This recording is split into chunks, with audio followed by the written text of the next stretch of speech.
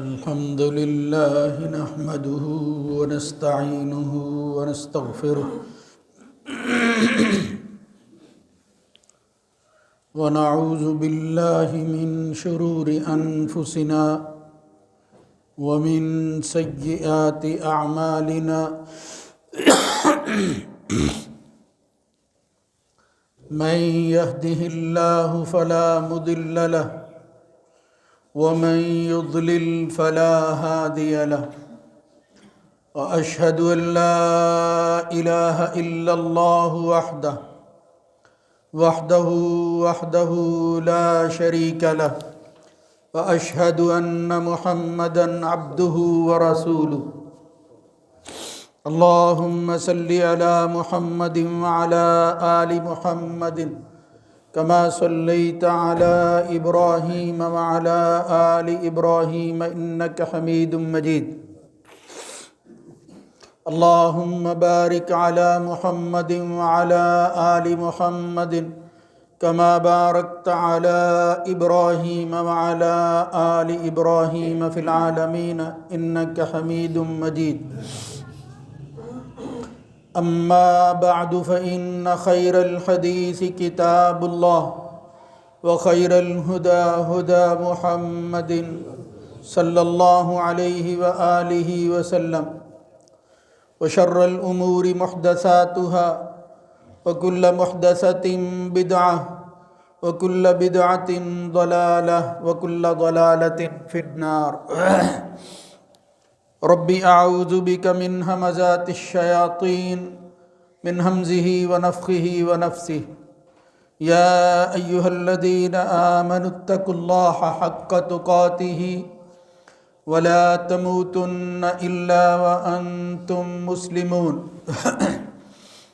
يا أيها الناس اتقوا ربكم الذي خلقكم من نفس واحدة وخلق منها زوجها وبث منهما رجالا كثيرا ونساء واتقوا الله الذي تساءلون به والأرحام إن الله كان عليكم رقيبا يا أيها الذين آمنوا اتقوا الله وقولوا قولا سديدا يصلح لكم أعمالكم ويغفر لكم ذنوبكم ومن يطع الله ورسوله فقد فاز فوزا عظيما رب اشرح لي صدري ويسر لي أمري واحلل عقدة من لساني يفقهوا قولي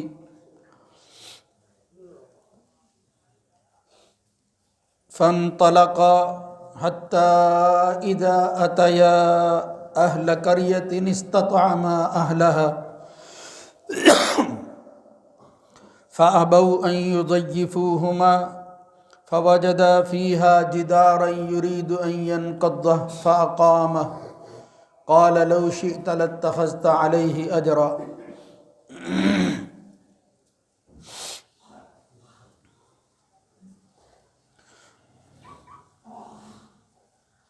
وہ دونوں چلے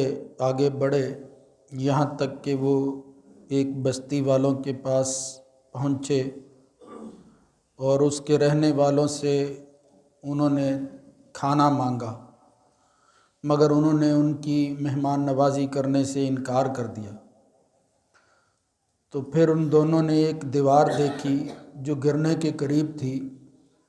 تو اس کو ایک نے سیدھی کر دی۔ تو وہ کہنے لگے دوسرے، اگر آپ چاہتے تو اس پر ان سے اجرت وصول کر سکتے تھے۔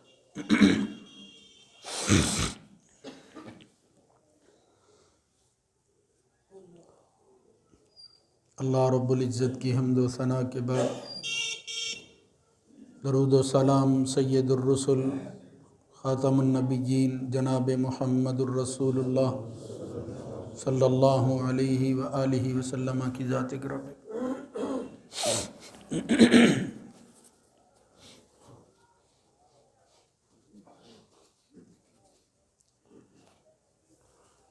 اس دنیا میں اپنی زندگی کے اعتبار سے جب آدمی کوئی فکر اور سوچ ذہن میں رکھتا ہے تو اس کی یہ فکر دو طرح کی ہوتی ہے۔ ایک سوچ اور خیال یہ ہے کہ یہ دنیا، اس کی ضرورتیں، اس میں آگے بڑھنا، پھر وقت آنے پر اس کا اختتام ہو جانا۔ دوسری سوچ اور فکر یہ ہے کہ نہیں، یہ بالکل معمولی سی عارضی چند دنوں کی زندگی ہے، ایک دنیا ایسی ہوگی جس میں ہمیشہ ہمیشہ کی زندگی اسے ملنے والی ہے، جس کا اختتام نہیں ہوگا۔ یہ دوسری سوچ اور فکر جو ہے اس کو مذہبی سوچ کہتے ہیں، ماورائی طاقتوں کو ماننے کی سوچ۔ یہ لفظ میں نے استعمال کیا ہے، اگرچہ ماورائی طاقتیں چونکہ مروج ہے، ورنہ حقیقت یہ ہے کہ صرف ایک ہی طاقت ہے جو اس سارے نظام کو، کائنات کو، اس کے اندر موجود چیزوں کو چلا رہی ہے، اور وہ اللہ رب العزت کی ذات ہے۔ اسی نے اس کو بنایا ہے، وہی چلا رہا ہے، اور وہی اس کا ایک وقت آنے پر جو ہے وہ خاتمہ کرے۔ اس مذہبی سوچ اور فکر کے اعتبار سے جب ہم دین کا مطالعہ کرتے ہیں تو انسانی اخلاقیات میں سے بے شمار ایسی چیزیں پائی جاتی ہیں جن سے معلوم ہوتا ہے کہ یہ کوئی معمولی فکر اور سوچ نہیں ہے، یہ بڑی بلند خیالی ہے، عظمت والی سوچ ہے، یہ بہت دور کا سوچنے والے لوگ، یعنی مقابل کی قوت کو سامنے رکھیں تو وہ یہ کہتا ہے کہ شاید یہ اس طرح کی عقل نہیں رکھتے، ان کی فکر کے اندر جو ہے وہ ٹیڑھ موجود ہے، یا ناسمجھی کی وجہ سے ایسا کرتے ہیں۔ اور وہ کیا ہے کہ بندہ اپنی ذات سے نکل کر دوسرے کی فکر اور سوچ رکھے، کسی کا خیال کرے، یعنی صرف اپنے ہی بارے میں نہیں، کسی دوسرے کے بارے میں سوچے، اس کی ضرورتوں کو اپنی ضرورتیں سمجھے، یا یہ ہے کہ اپنی ضرورتوں کے ساتھ اس کا خیال ہی رکھ لے۔ یہ مادی دنیا کے اندر یہ خیال جو ہے یہ معمولی بات نہیں ہے۔ یہاں تو ہم نے دیکھا ہے کہ وہ لوگ اور قومیں جو اس وقت ترقی کے عروج پر ہیں اور جن کا نام ہے دنیا کے اندر،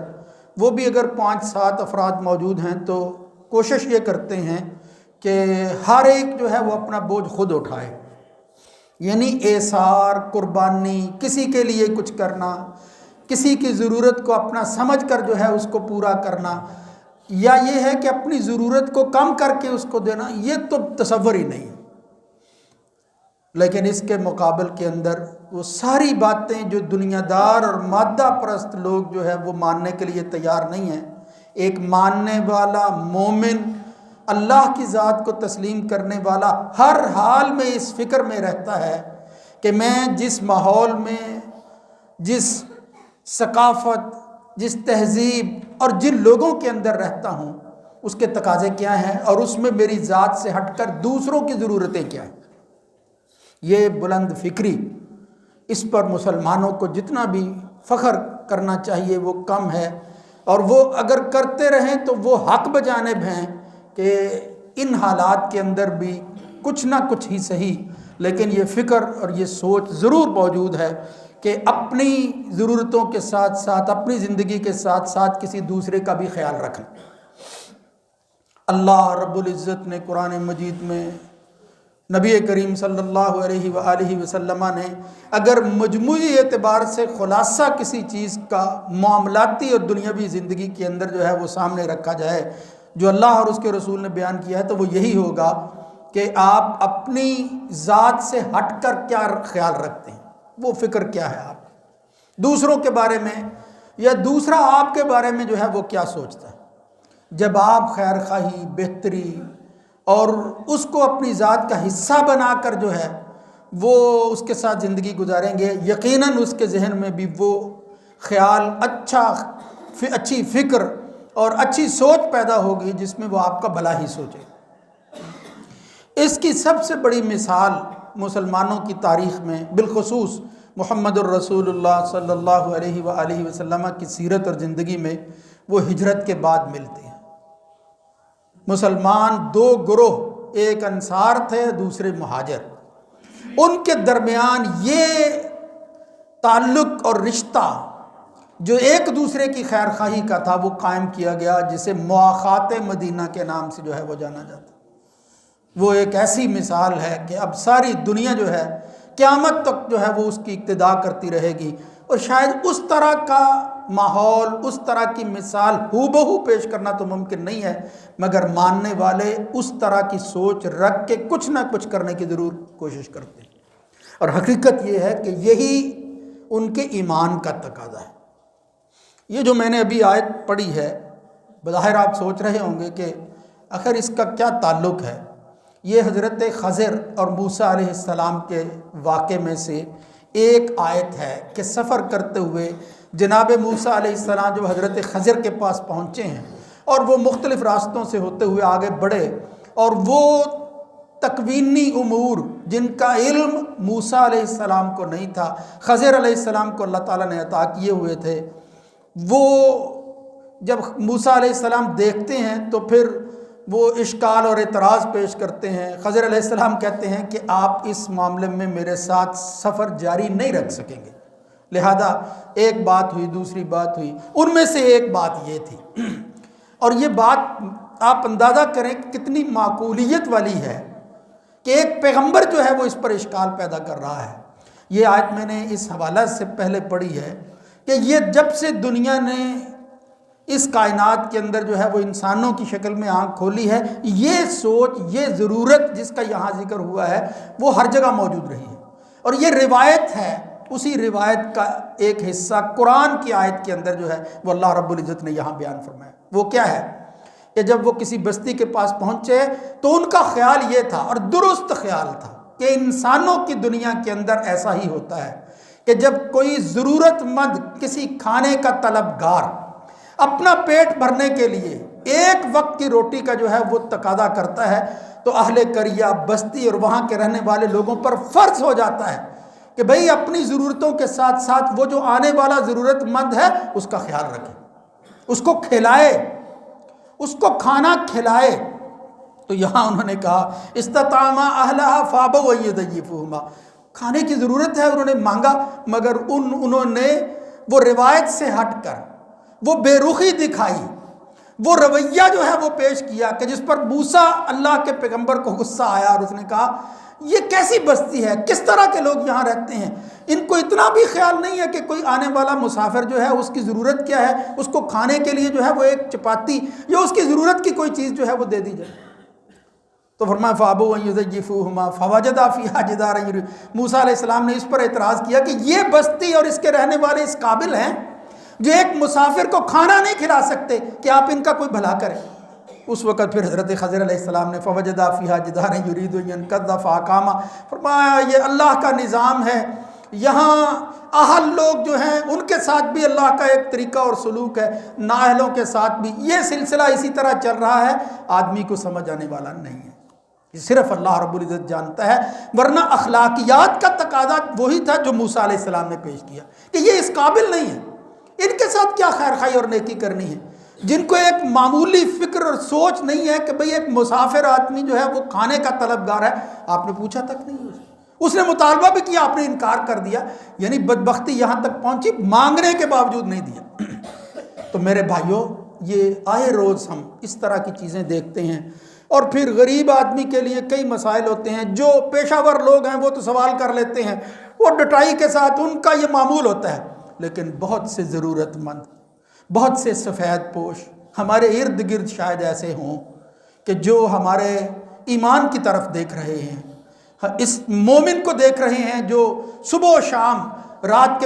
کے پہر ہوں یا صبح کی گھڑیاں ہوں، وہ 5 وقت جو ہے وہ اللہ کے گھر کے اندر جو ہے اس کا آنا جانا دیکھتا ہے، لیکن خود وہ بھوکا ہے، اور پھر وہ خیال کرتا ہے کہ کیا اس کی یہ نماز اور عبادت یہ بھی اسے بتاتی ہے کہ تیرے پڑوسی کا کیا حال ہے، تیرے ساتھ رہنے والا ایک ہی محلے کے اندر جو ہے وہ دوسرا بندہ کیا کچھ کھا کر سویا ہے، یا اس کے بچے جو ہیں وہ بھوک کی حالت کے اندر اسی طرح جو ہے وہ سو گئے۔ محمد الرسول اللہ صلی اللہ علیہ وسلم کی زندگی ہو، آپ دیکھیں اس میں تو ایک نہیں ہے، بے شمار ایسے واقعات ہیں اور بھرے ہوئے ہیں، اور قرآن مجید جو ہے اس کی تفسیر معلوم ہوتی ہے کہ اللہ رب العزت ایسے لوگ جو دوسروں کا خیال کرتے ہیں صرف کھانے کی حد تک، کوئی دوسری ضرورتوں کی میں بات نہیں کر رہا، پر میں کسی کی کھانے جس کے بغیر، یعنی انسان کی زندگی جس سے وابستہ ہے، جینا جس کے ساتھ جو ہے وہ منسلک، کسی انسان کو جیتے رہنا دیکھنا چاہتے ہیں آپ، یعنی وہ زندہ رہے، آگے بڑھے اپنی زندگی کے اندر، پیٹ بھر کر جو ہے وہ کھائے، بھر کر بھی نہیں، کم از کم اس قابل تو ہو جائے کہ اس کے پیٹ کے اندر کچھ چند لقمے ہی چلے جائیں۔ اللہ رب العزت نے یہ مومنوں کی صفت جہاں بھی بیان کی ہے اس حوالہ سے، وہ یہی ہے کہ وہ مومن کون ہوتے ہیں؟ ان الابرار یشربون من کأس کان مزاجها کافورا۔ سبحان اللہ، ہر جمعے میں یہ صورت پڑھی جاتی ہے، آج بھی پڑھی گئی، اور پھر میں یہ سوچ رہا تھا اللہ رب العزت نے کیا ایمان والوں کی، اور بالخصوص ابرار لوگ، یعنی وہ جن کو اللہ رب العزت اس دنیا میں نعمتیں دیتا ہے، پھر اس کے شکرانے کے طور پر وہ جن کو نہیں ملی ان کو اپنے ساتھ حصہ دار بنا لیتا ہے۔ اللہ رب العزت فرماتا ہے ان الابرار لفی نعیم، یہی نیکوکار وہ لوگ ابرار ہیں۔ اب یہ نیکوکار تو ہم ترجمہ کرتے ہیں، ورنہ وہ نیکی کی کس منزل پر پہنچے ہوئے ہیں؟ اللہ رب العزت جن کے بارے میں کہتا ہے میں ان کو وہ نعمتیں دوں گا اس دنیا میں، اس نعمتوں کی قدر کرنے والے لوگوں کو کہ جن کے بارے میں انہوں نے کبھی سوچا اور کبھی خیال بھی نہیں ہوا ہوگا کہ یہ بھی نعمتیں ہوتی ہیں۔ دنیا کے اندر تو خیر جو ہے وہ آدمی اپنے مشاہدے کی بات کرتا ہے، فرمایا ان الابرار لفی نعیم، اللہ تعالیٰ نعمتوں والی جنتوں اور باغات کے اندر جو ہے وہ ابرار کو رکھے گا۔ تو ان کی صفات میں سورہ دہر کے اندر اللہ فرماتا ہے یشربون من کأس کان مزاجها کافورا، کہیں اللہ تعالیٰ جو ہے وہ اس کو خالص شراب دیں گے، اس کی کیفیت وہ کس طرح کی ہوگی وہ بیان کیا گیا۔ آگے جو ہے وہ پھر آیتیں ہیں عین یشرب بها عباد اللہ یفجرونها تفجیرا یوفون بالنذر ویخافون یوما کان شرہ مستطیرا۔ آگے ان کی خوبیاں، وہ کون لوگ تھے جن کو اللہ رب العزت یہ جنت کی نعمتیں اور انعامات جو ہے وہ ان سے نوازے گا اور یہ عطا کرے گا، تھے وہ کون؟ یطعمون الطعام علی حبہ مسکینا ویتیما واسیرا، تین طبقوں کا نام لے کر اللہ نے فرمایا یتیم ہے، مسکین ہے، اور پھر قید کی حالت میں ہے، اسیر ہے، جس کے پہنچنے والا کوئی نہیں ہے، ایسی قید میں ہے کسی جگہ پر، فرمایا ان کا خیال کرتے ہیں۔ یہ ابرار کون لوگ ہیں؟ یطعمون الطعام علی حبہ، سبحان اللہ، اللہ نے یہ دیکھو کیسا لفظ استعمال کیا ہے، حبہ کا معنی ہے اگر وہ مسکین کو، کسی یتیم کو، کسی قیدی کو کھلاتے ہیں صرف اللہ کی رضا کی وجہ سے، حبہ، لیکن اس سے بھی اچھا معنی، اس لیے کہ یہ حبہ کا جو ہے وہ ترجمہ جو ابھی میں نے کیا یہ بعد میں آ رہا ہے، یریدون لوجہ اللہ لا نرید منکم جزاء عمل، آگے آیت آ رہی ہے، لیکن فرمایا ایک حبہ کا معنی یہ ہے کہ وہ کھانا کھلاتے ہیں لیکن کھلانے والے خود ضرورت مند ہیں، اس کھانے کی محبت اور اس کی ضرورت ہے ان کو، مگر اس ضرورت کے باوجود وہ دوسروں کو اپنے ساتھ شریک کر لیتے ہیں، یا یہ کہا کہ وہ ترجیح دے دیتے ہیں، اظہار اور قربانی کے اس مقام پر ہوتے ہیں، سبحان اللہ، جس کا تذکرہ سورہ حشر کی ایک آیت کے اندر آتا ہے۔ یہ واقعہ آپ نے کئی بار سنا ہوگا، صحیح بخاری کے اندر روایت آتی ہے، اور یقین جانے اس کو پڑھنے کے بعد پھر جب ہم اپنا جائزہ لیتے ہیں شرم آتی ہے، ہم بھی مومن ہیں، محمد الرسول اللہ صلی اللہ علیہ وآلہ وسلم کا دور ہے، ایک آدمی مسافر مہمان آیا اور آ کر پوچھتا ہے، وہی جس طرح خضر اور موسیٰ نے کہا کہ میں بھوکا ہوں، رسول اللہ صلی اللہ علیہ وسلم اس کے بھوک کی وجہ سے کہتے ہیں جاؤ ازواج مطہرات کے گھر میں جاؤ اور پوچھ کر آؤ کہ ایک مسافر ہے، ایک مہمان آیا ہے جو بھوکا ہے، تو اس کے لیے گھر میں کچھ ہے۔ سب سے پہلے رسول اللہ صلی اللہ علیہ وسلم نے اپنے گھر میں جو ہے وہ بھیجا، لیکن اللہ کا فیصلہ دیکھو، ایک بیوی کے گھر گئے، دوسری کے گھر، جتنی ازواج مطہرات تھی، فرمایا محمد الرسول اللہ صلی اللہ علیہ وسلم کے گھر میں کچھ نہیں۔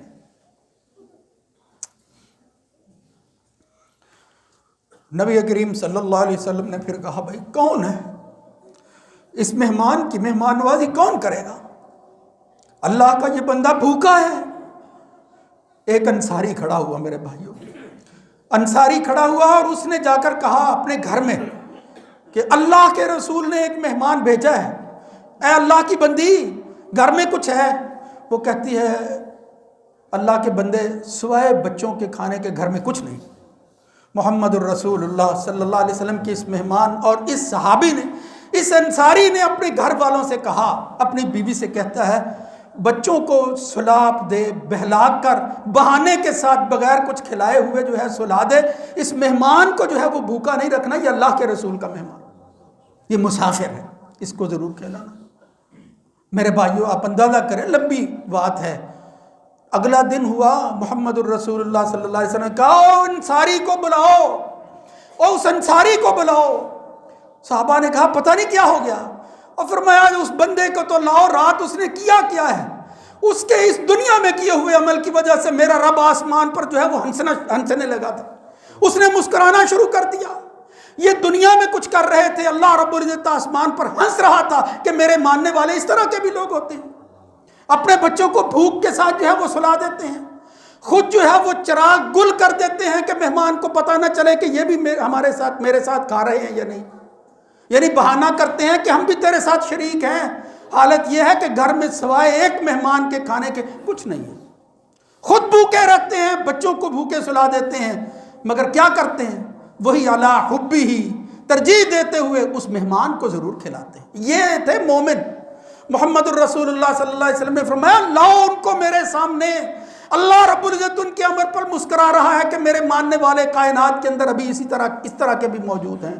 اور پھر اللہ نے قرآن کی آیت نازل کر دی وَالَّذِينَ تَبَوَّءُوا الدَّارَ وَالْإِيمَانَ مِنْ قَبْلِهِمْ يُحِبُّونَ مَنْ هَاجَرَ إِلَيْهِمْ وَلَا يَجِدُونَ فِي صُدُورِهِمْ حَاجَةً مِّمَّا أُوتُوا وَيُؤْثِرُونَ عَلَىٰ أَنفُسِهِمْ۔ یہ صرف دوسروں کو پناہ ہی نہیں دیتے کہ چلو گھر بڑا ہے اس میں دوسرے شریک ہو جائیں، ان کے کھانے کو کچھ نہیں ہوتا، اور پھر اگر صرف ایک ہی بندے کا کھانا موجود ہے خود بھوکے رہتے ہیں، دوسرے کو ضرور کھلا دیتے ہیں۔ فرمایا یؤثرون علی انفسہم ولو کان بہم خصاصہ ومن یوق شح نفسہ۔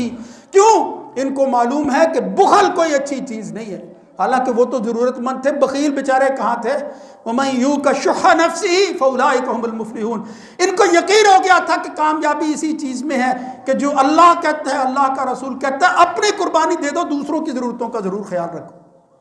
دوسروں کا سوچنا، دوسروں کے بارے میں فکر مند رہنا، یہ اتنی بلند سوچ ہے، ایسی فکر ہے میرے بھائیوں۔ یہی وہ لوگ ہیں جو یہ کام کرتے ہیں، پھر اللہ رب العزت ان کے عمل کی وجہ سے، ان کے اس کام کرنے کی وجہ سے وہ آسمان پر مسکرا کر کہتا ہے کہ یہ جب میرے پاس آئیں گے میں ان کو ان الابرار یشربون من کأس کان مزاجها کافورا ان الابرار لفی نعیم، یہ جنت کے میوے، یہ نعمتیں انہی کے لیے تو میں نے رکھی ہیں، ان مسکینوں کے لیے رکھی ہیں جو اپنی مسکین ہیں، خود بھی ایک وقت کا کھانا مسکین ہی کے پاس ہوتا ہے، کسی اور کو جو ہے وہ دے دیتے ہیں۔ فرمایا یؤثرون علی انفسہم ولو کان بہم خصاصہ۔ میرے بھائیوں یہ تو ایک مثال ہے، محمد الرسول اللہ صلی اللہ علیہ وسلم۔ وہ دیکھو ایک کوئی حدیث ہے، اللہ کے رسول سے ایک شخص آ کر پوچھتا ہے یا رسول اللہ مجھے اسلام بتائیے، ای الاسلام خیر، سب سے بہتر اسلام کون سا ہے؟ اللہ کے رسول نے یہ نہیں کہا کہ بھئی تو جو ہے وہ فلاں فکر جو ہے وہ پیش کی، نظریہ پیش کیا، فلاں کتاب جو ہے وہ تو پڑھ لے، اس کی وجہ سے تجھے فلاں نظام سمجھ آ جائے گا، یہ کیا ہے؟ بلکہ فرمایا بہترین اسلام یہ ہے میرے پوچھنے والے، تطعم الطعام وتقرأ السلام علی من عرفت ومن لم تعرف، تو کسی ضرورت مند کو کھانا کھلائے، یہ تیرا بہترین اسلام ہے۔ کسی پہچاننے والے کو نہ پہچاننے والے کو اسلام کی دعوت دینے کے لیے السلام علیکم کہے، یہ بہترین اسلام ہے۔ نبی کریم صلی اللہ علیہ وسلم جب ہجرت کے سفر کے بعد مدینے پہنچے تو ایک غلغلہ تھا، شور تھا، بھئی وہ پیغمبر آ گیا، وہ نبی آ گیا ہے، اور پھر حالت یہ ہو گئی تھی کہ ان کو دیکھنے کے لیے بےتاب کئی لوگ آئے۔ دل کے سچوں میں سے ایک بندہ جو یہودی تھا اور ان کا عالم تھا عبداللہ بن سلام، وہ بھی کہتا تھا میرے دل کے اندر خیال آیا میں دیکھوں تو صحیح، اس پیغمبر کو دیکھو تو صحیح جو آ رہا ہے، ایمان تو بات کی بات ہے۔ وہ کہتے ہیں فلما تبینت الوجہ عرفت ان وجہہ لیس بوجہ کذاب، میں نے سب سے پہلے جب واضح طور پر اس شخص کا جو ہے وہ چہرہ دیکھا تو میں نے بے ساختہ کہا اللہ کی قسم یہ کسی جھوٹے کا چہرہ نہیں ہو سکتا، ان وجہہ لیس بوجہ کذاب واول ما قال، اور پھر دیکھنے کے بعد سب سے پہلے جو اس نے بات کی تھی، یعنی کوئی لمبے چوڑے لیکچر نہیں دیے، محمد الرسول اللہ صلی اللہ علیہ وسلم نے کیا بات کی، کیا رکھا ہے سب سے پہلے اپنی کلام کے اندر؟ فرمایا لوگو افشوا السلام، یہ سلامتی کو پھیلا دو، اطعموا الطعام، دیکھو ایک قائم ہونے والی اسٹیٹ کے سربراہ کا سب سے پہلا جو ہے وہ خطاب کیا ہے، کیا کہہ رہا ہے مجھے؟ افشوا السلام، لوگو سلامتی کو عام کر دو۔ تو یعنی کس طرح ظلم کی چکی میں پسا ہوا وہ گروہ ہے۔ محمد الرسول اللہ صلی اللہ علیہ وسلم اپنے صحابہ کے ساتھ جو ہے وہ گھر بار چھوڑ کر پہنچے ہیں، ان کا تذکرہ، ان کا گلہ شکوہ نہیں کیا، بلکہ فرمایا میں تمہیں نصیحت کرتا ہوں سلامتی کو عام کر دو، سلامتی کی بڑی ضرورت ہے۔ اور آگے کہا تطعموا الطعام، پھر کسی کھلانے والے، کسی ضرورت مند، کسی بھوکے کو کھانا کھلاؤ۔ صلوا باللیل والناس نیام، نماز پڑھو جب لوگ سو رہے ہوں۔ ہوگا کیا پھر؟ دیکھو وہی جو میں کہہ رہا تھا، اس دنیا کے نتیجوں کی بات نہیں کی نبی کریم صلی اللہ علیہ وسلم نے، فرمایا تم جو ہے وہ سلام کو عام کرو، کھانا کھلاؤ، نمازیں پڑھو رات کی تاریکی میں، تدخل الجنت بسلام، اللہ رب العزت اسی سلامتی کے ساتھ، اس سے کہیں بڑھ کر امن اور سکون کی زندگی وہ تمہیں جنت کی شکل میں دے دے گی۔ تدخل الجنت بسلام، تو تم اس جنت میں داخل ہوگا جو سلامتی ہی سلامتی والی ہوگا۔ نبی کریم صلی اللہ علیہ وسلم کی زندگی ہو۔ میرے بھائیوں، یہ کہنے کا مطلب یہ ہے کہ یہ عادتیں، یہ خصائص، یہ خوبیاں، یہ ہمارے ایمان کا تقاضا، یہ کہیں ہم سے دور تو نہیں چلا گیا؟ دیکھنا چاہیے کہ کیا ہماری سوچ بھی وہ مادی سوچ تو نہیں بن گئی؟ کبھی خیال نہیں کیا، اثار تو بہت دور کی بات ہے۔ حضرت ابو ذر غفاری سے نبی کریم صلی اللہ علیہ وسلم تو یہ کہا کرتے تھے، ابو ذر جب تو کھانا پکائے، گھر میں جو ہے وہ ہنڈیا پر کوئی چیز رکھے، اذا طبخت فاکثر ماءھا، اور ہنڈیا رکھی ہوئی ہو، کوئی چیز پک رہی ہو تو شوربہ ذرا بڑھا دیا کر، وتعاہد جیرانہ کا، اس لیے کہ تیرے ساتھ ساتھ پتہ نہیں تیرا پڑوسی جو ہے اس نے بھی کچھ پکایا ہے یا نہیں، شوربہ بڑھا دیا کرو۔ آپ اندازہ کریں اس نبی کریم صلی اللہ علیہ وسلم کی تربیت کا۔ حضرت ابو ذر سے اس طرح کی بات کرتے تھے نبی کریم۔ اور یہ حقائق ہیں میرے بھائیوں، جس قوم کے اندر اس طرح کی سوچ، اس طرح کے خیالات، اس طرح کا عمل موجود ہوگا، پھر وہ کامیاب ہوگی، پھر وہ فلاح پائے گی۔ اپنوں سے بڑھ کر دوسروں کی سوچ رکھنے والا انشاءاللہ پھر اللہ رب العزت اس دنیا کے اندر اس کو، وہ ہر وقت یہ نہیں سوچتا رہے گا کہ میں تو ڈیفالٹ ہونے والا ہوں، میرا کچھ نہیں باقی بچنے والا۔ یہ سب اسی لیے ہے کہ ہماری سوچ بدل گئی، ہم اس مادی زندگی کے اندر اتنے آگے بڑھ گئے ہیں، بس اپنی ذات سے بڑھ کر کسی کا نہیں سوچتے۔ ہر روز جو ہے وہ کئی مہمان ہمارے سامنے بھی آتے ہوں گے، اللہ کا شکر ہے چلیں پھر بھی گئے گزرے حالات میں بھی یہ تو نہیں ہے جس طرح موسیٰ اور خضر کے ساتھ بستی والوں نے کیا، تو ہم سب کو کوشش کرنی چاہیے جتنی ہو سکے، جو بھی گھر میں موجود ہے دوسرے کو پوچھ لیں۔ آدمی یہ کہتا ہے کہ اب یہ میرے گھر میں جو ہے وہ فلاں چیز ہے، پتہ نہیں یہ بیچارہ استعمال بھی کرے گا یا نہیں، تو کہنے کا مطلب جب یہ سارے سوچیں گے کوئی تو ہوگا جو اس کے مزاج کے مطابق ہوگا، تو مزاج کے مطابق کھلانا، دوسرے کا خیال رکھنا، اچھی چیز خود کھانا دوسروں کو دینا، لن تنالوا البر حتی تنفقوا مما تحبون والی بات ہے۔ صحابہ ایسا ہی کرتے تھے، خود جو چیز پسند کی لے جاتے تھے کہ میں اپنے بھائی کے ساتھ مل کر۔ رسول اللہ صلی اللہ علیہ وسلم کھانا کھانے بیٹھتے، کسی صحابی کو دعوت دیتے تھے، آؤ یار میرے ساتھ مل کر کھا۔ یہ اللہ کے رسول کا جو ہے وہ محب بننا، اللہ کے رسول کو اپنا پیغمبر، ہادی، مرشد جو ہے وہ تسلیم کرنا، بھائی اس کے تقاضے ہیں، ان میں سے یہ معمولی تقاضا ہے۔ اللہ رب العزت ہمیں اس کو پورا کرنے کی توفیق نصیب فرمائے۔ یا اللہ ہمیں وہ اس ایمان کا کچھ حصہ ہی نصیب فرما دے کہ جو مومن جن کے تذکرے پڑھ اور سن کر وہ ہم جو ہے وہ اپنے ایمان کو تازہ کرتے، اور جن کے عملوں کے نتیجہ کے اندر اے اللہ تو اپنے قرآن کی آیتیں جو ہے وہ نازل کر دیتا تھا، یا اللہ ہمیں ان کے راستوں پر چلا۔ اقول قولی ھذا استغفر اللہ لی ولکم۔